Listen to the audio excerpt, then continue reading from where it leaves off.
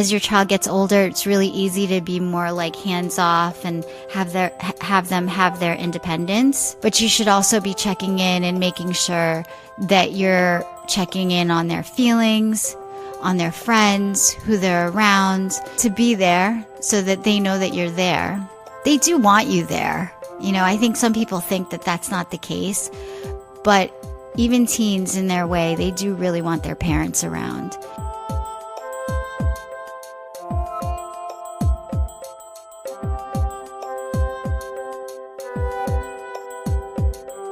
Welcome to Black Belt Parenting Podcast.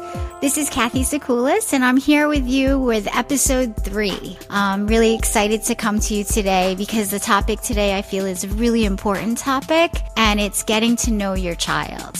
I think people think that they can come into parenting and create whatever universe they want for their child and create the child that they want, sort of like Frankenstein, right? Like, you kind of think you're given this creature and you can create whatever you want to create. But the reality is that we're given these individuals and creatures that already are born with these temperaments and personalities, and we have to get to know them. Similarly, when people come into a martial arts school and we're kind of assessing where they're at, we're also learning about the different personalities that are coming into the school.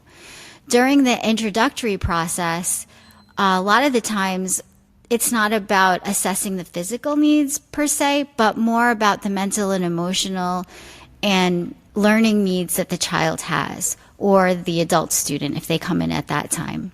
So usually during the introductory process, when I'm doing a lesson and I'm assessing a child, I'm not just looking at what they're doing physically. I'm looking at how they're handling things emotionally, how they're responding to praise, how they're responding to criticism, their general mood, and sort of like their emotional well-being and how they mentally take in information. And then when I go and sit down for a conference after the physical introduction, we sit in the office and we talk about the home environment of the child, school, how that's going, and everything outside of the child's universe. So in order for us to properly teach children, it's really important for us to get the whole picture of the child. So I cannot be a great teacher unless I know everything that's going on in the child's mind and also in their home environment and school environment. So when I first started teaching, this wasn't the thing that I was supposed to do, right? I was a nurse by trade.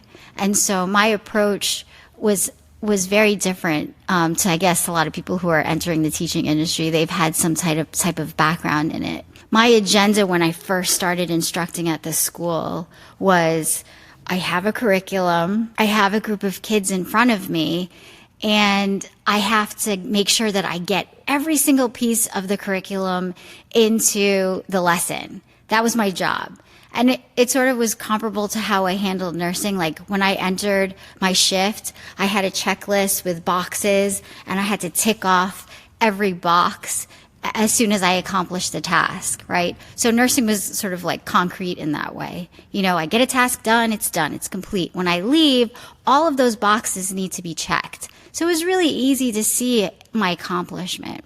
Teaching martial arts is completely different. And I believe, and I have so much respect for teachers in schools because God bless them, they have to do it for, 9 months out of the year or 10 months out of the year.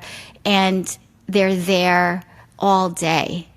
Some of those teachers are teaching different subjects within a classroom, and I have so much respect for that. But I remember when I was first teaching, and I just tried to do that checklist, and I was having so much trouble. Some kids would get it, some kids wouldn't. There would be discipline issues, there would be issues of distractions, and so managing like the whole entirety of a classroom and then being able to teach kids individually became something that I had to learn how to do over time. Cut to 20 years later and having instructor courses, learning from other martial arts teachers, I found that the most important thing that we need to do as martial arts instructors is understand each student individually, so that when you're managing the classroom, you can handle each child differently. And so it becomes sort of like you're an orchestral conductor, right? So there's these people that are doing a certain thing over here, and there's people doing a certain thing over here, and you have to be able to teach in harmony so that each child is learning, but you have to be approaching it in a different way.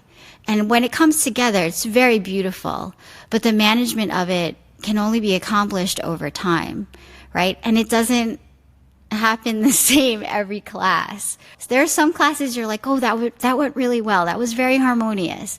And then there are some classes that are very challenging, right? And then you have to kind of adjust and adapt. I talk about this because when I became a parent, I realized this is the same thing, you know?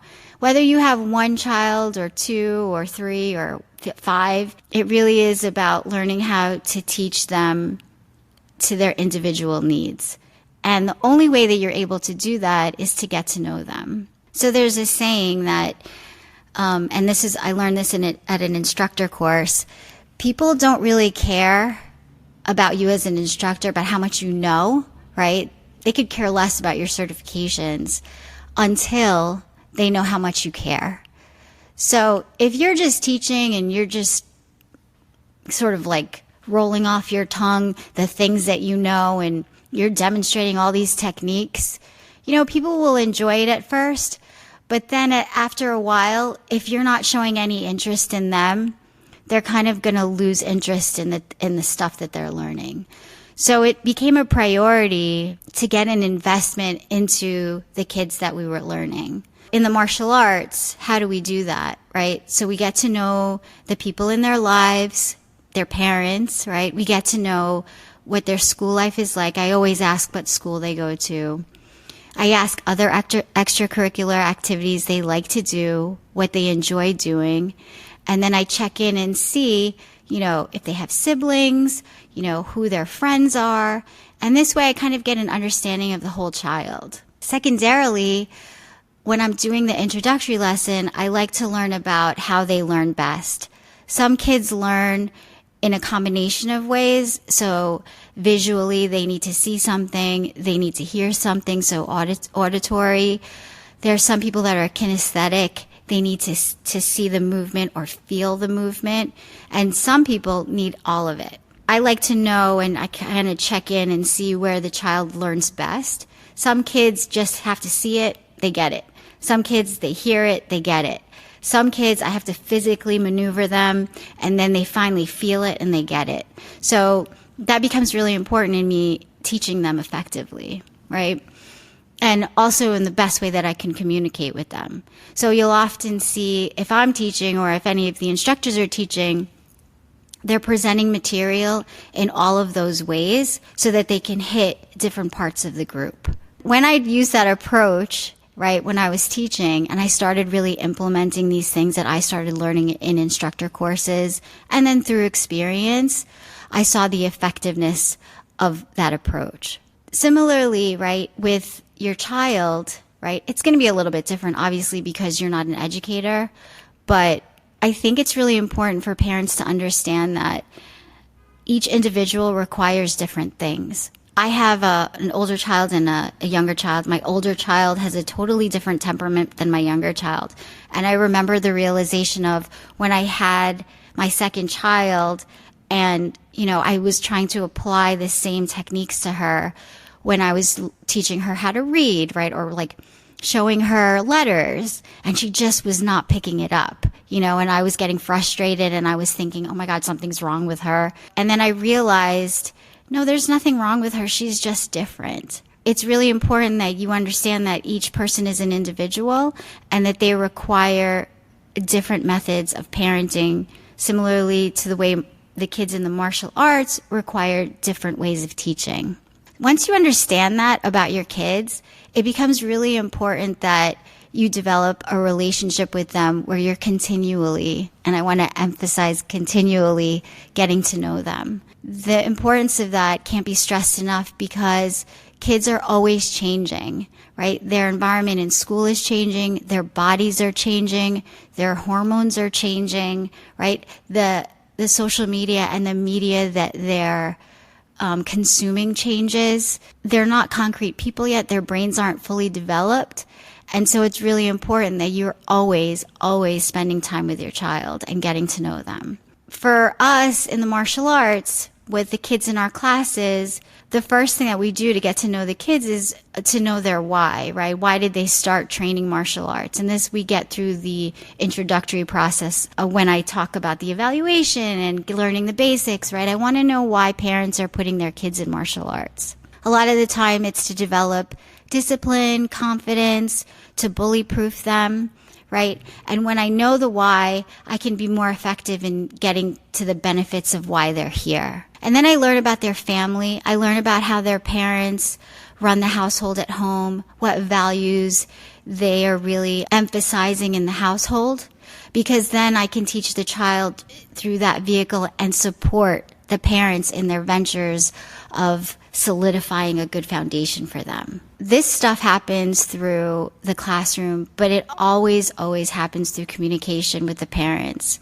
I can't do everything on the training floor. A lot of what I do as an instructor happens outside in the lobby, right? So before and after class, during special events, during conferences, during renewals. That is where I really get to check in and learn about what's going on with the kids and with their families, right? I really enjoy it when the parents come to the school. There's some schools that don't allow the parents to come and watch, and I think it's a really important part of the training, because not only do the parents see the value of the training, but they can participate in having this be the best experience that the child has. And one of the episodes that I hope to have in the future is a Partners in Parenting episode, where it really is about, and I always talk about this, like having a community to raise children. So I hope that the staff feels this way too, we talk about it all the time, is that we're partners in parenting and that we're an extra support system for families. One thing that I really get is we're a community, and we're first and foremost a community. So when there's problems in the family, sometimes parents come to us first, which is crazy, right? Because we're just a martial arts school, but we're such an extension of their home. And I really am honored and blessed that parents share these things with us, because it helps to help the child.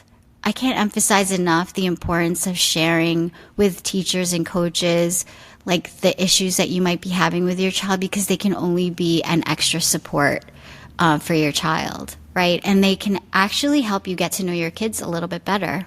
Again, these are the ways that I'm getting to know the kids so that we can teach them more effectively, right? And then as the kids grow and they're going through the different programs here at the school, we get to really understand their learning style and how they learn more effectively, and how we can get them more engaged and motivated, not just in the martial arts, but in life in general, right? When I see a child who's motivated to be here and to do things for themselves and to take care of themselves, it only translates better to school and at home and every area of their lives. Getting to know the kids in the classes has really become priority for us as instructors, so that we can make sure the kids are staying motivated, they're learning to their highest potential, and they're reaching the goals that they need to reach, right? And simultaneously, their parents feel supported in helping their child achieve whatever they need to achieve. So let's move over to the home, right? How do you get to know your child? Obviously, when they're little, some of parents get their kids through adoptive means. Some bring them home from the hospital. No matter which way you get your child, right? It could be somebody that you've taken into your home from a relative. Growing up, we had a lot of people and kids in our home because my mom took care of them when they moved here from the Philippines. Whatever way a person comes into your home, it's important to get to know them and to understand their needs and to understand who they are in order to have a better relationship with them. growing up for myself, I'm from a traditional Asian American household.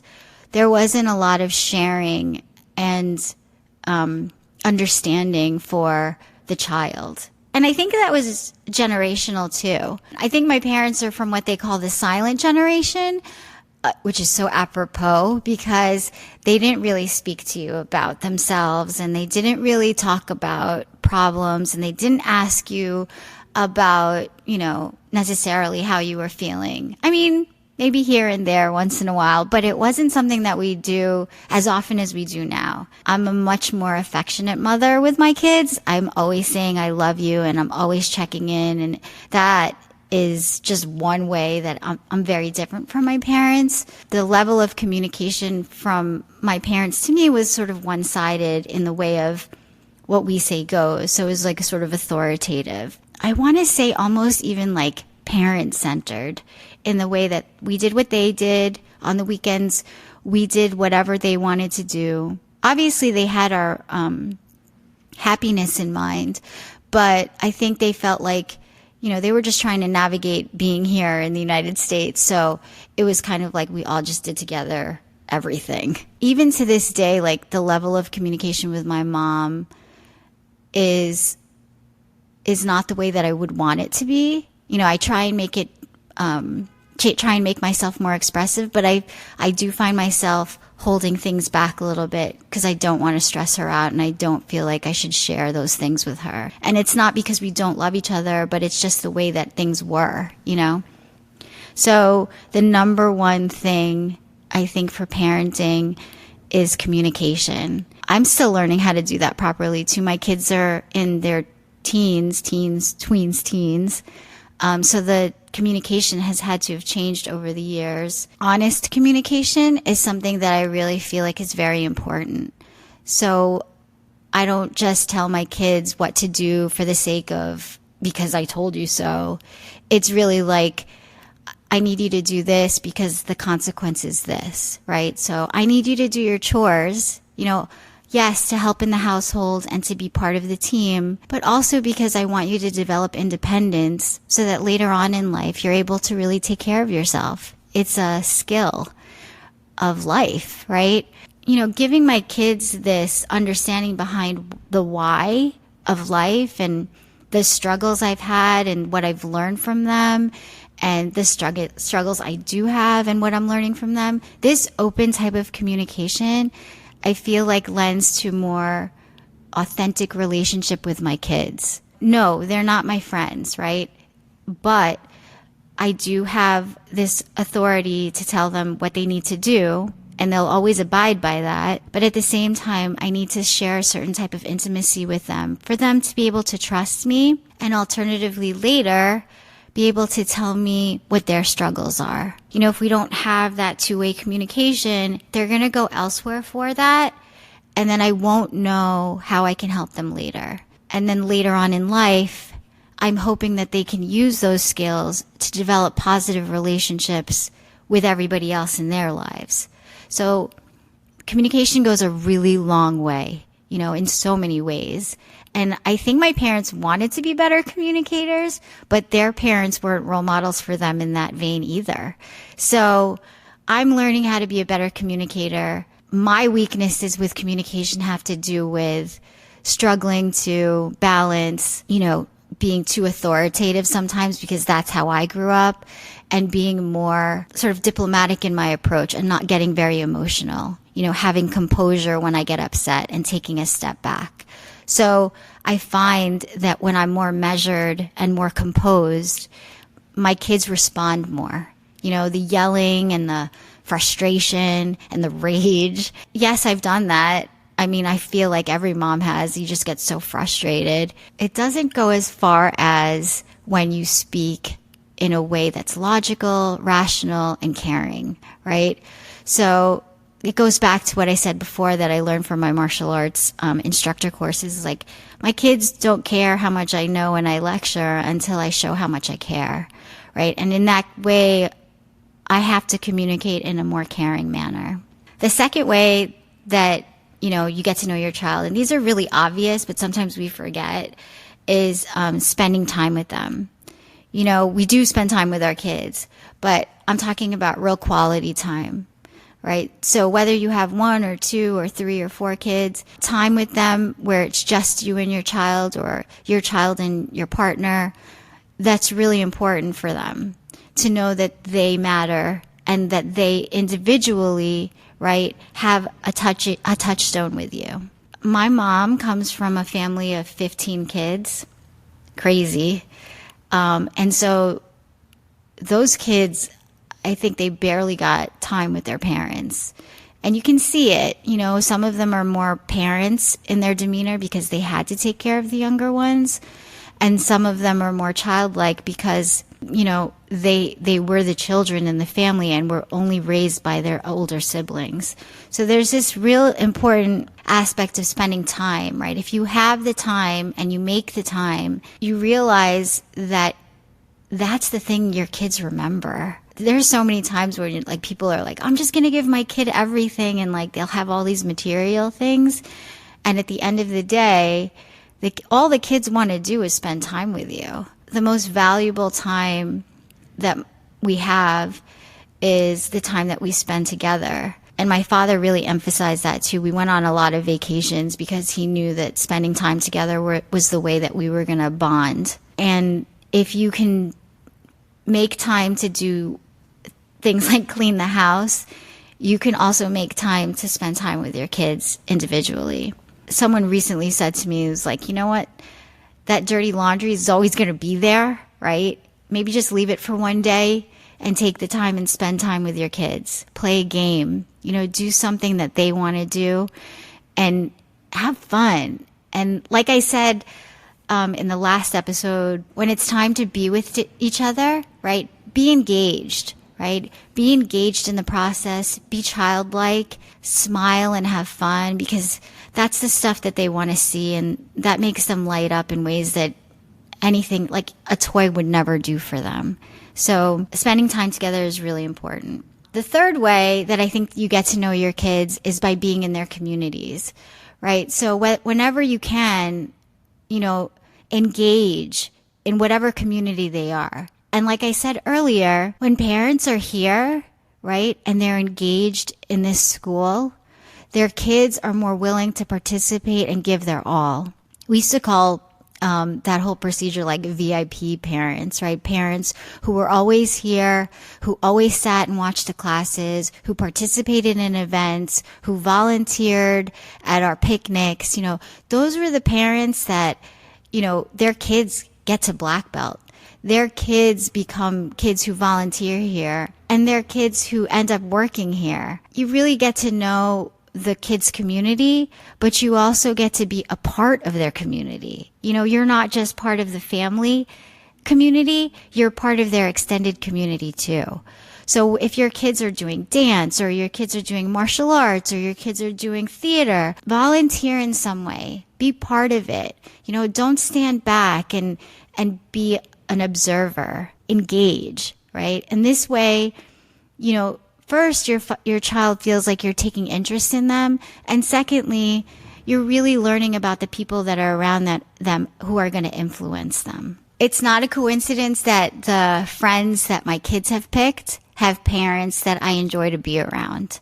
My kids are so similar to me in who they choose to be around that the whole family really can engage together. More recently, I've gone on vacation with 2 of my daughter's friends' families, right? And who would have thunk that? Because I would never have done that in the past. I never would have thought that I would have done that. But, when you're engaged and you understand that your kids are similar to you and you're able to do that, these relationships develop. And then you can trust who your kids are around, right? Because they're in your friend's house.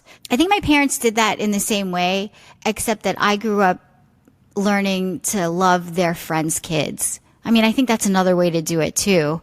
But those communities are really important, and they shape who your kids are, right? So that friend group that your kids have become really important in who they develop into as an individual.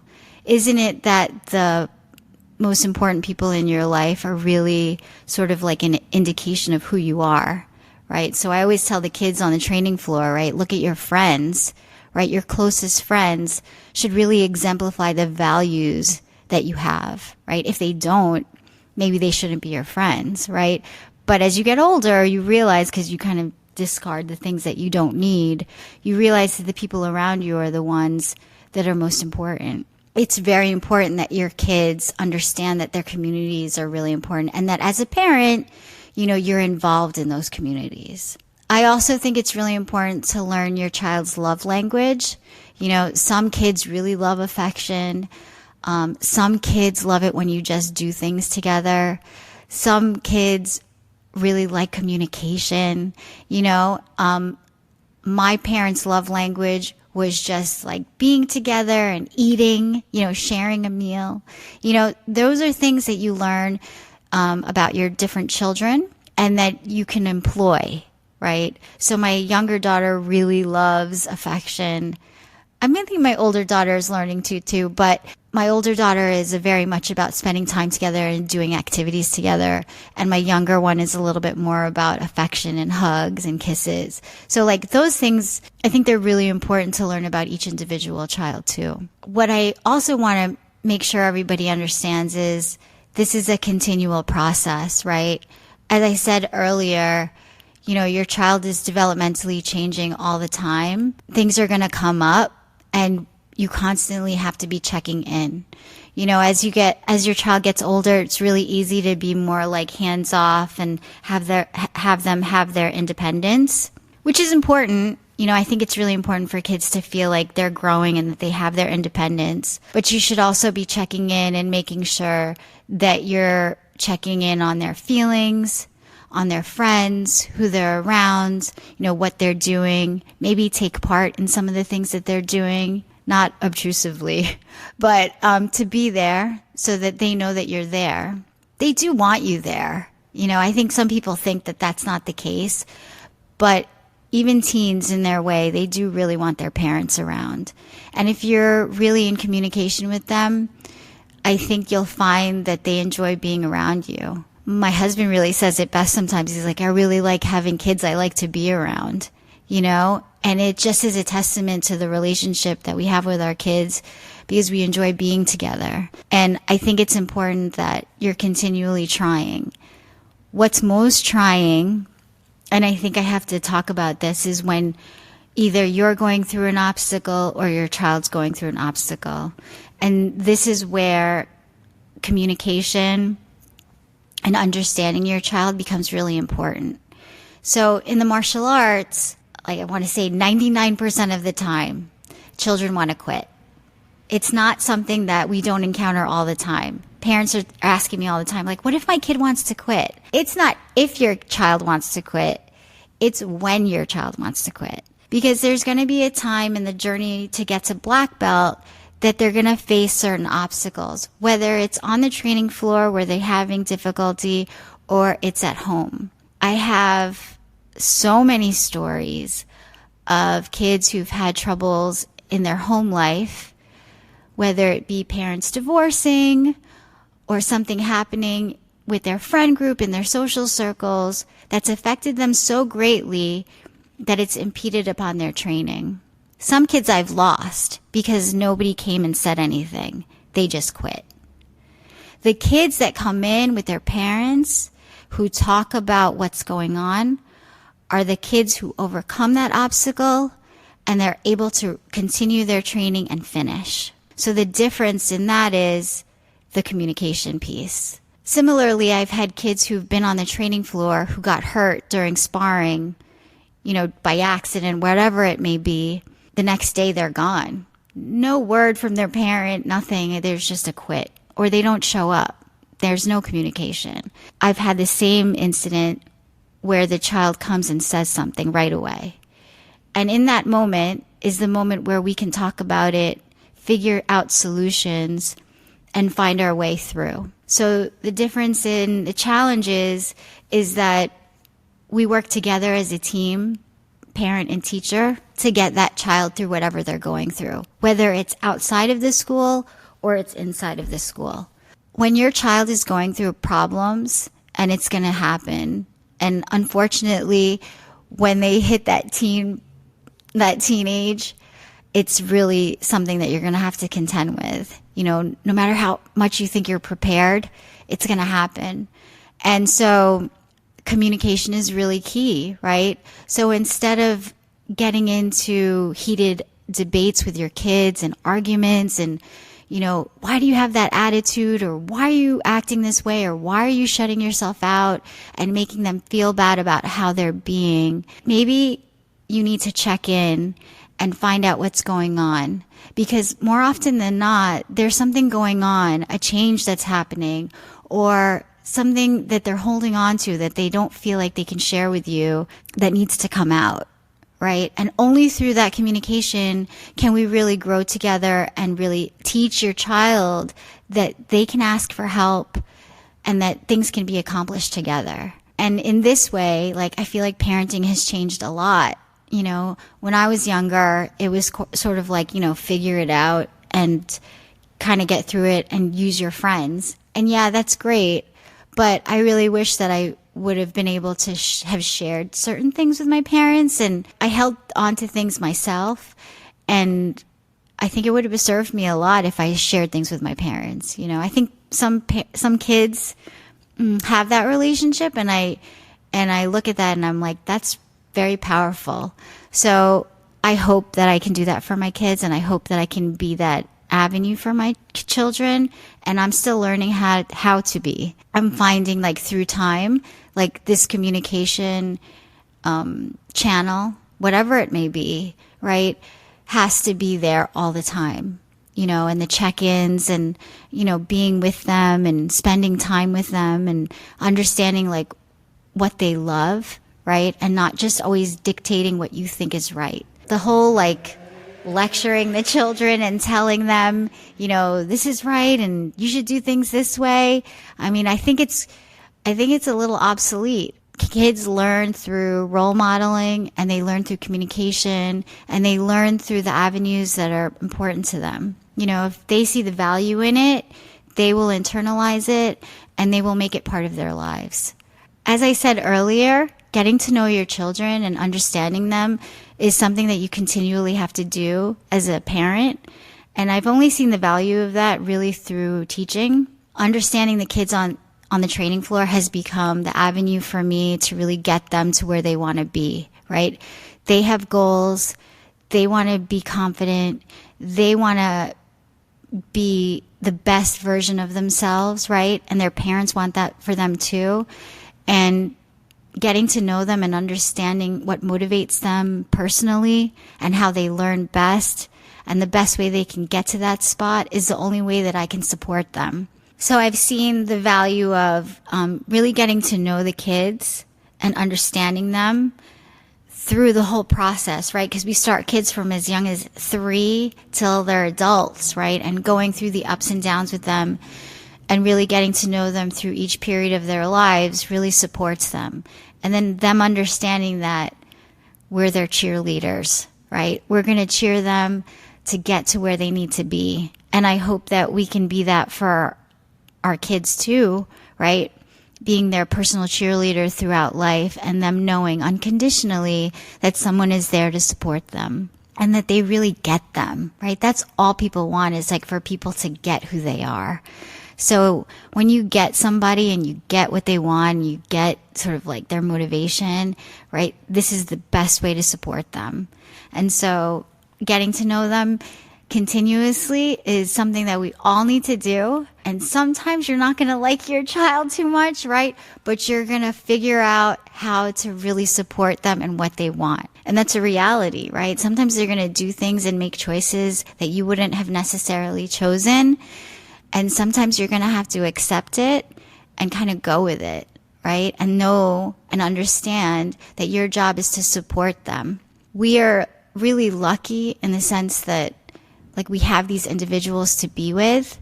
And so you're given what you're given to learn from them. And also they're there for you to grow.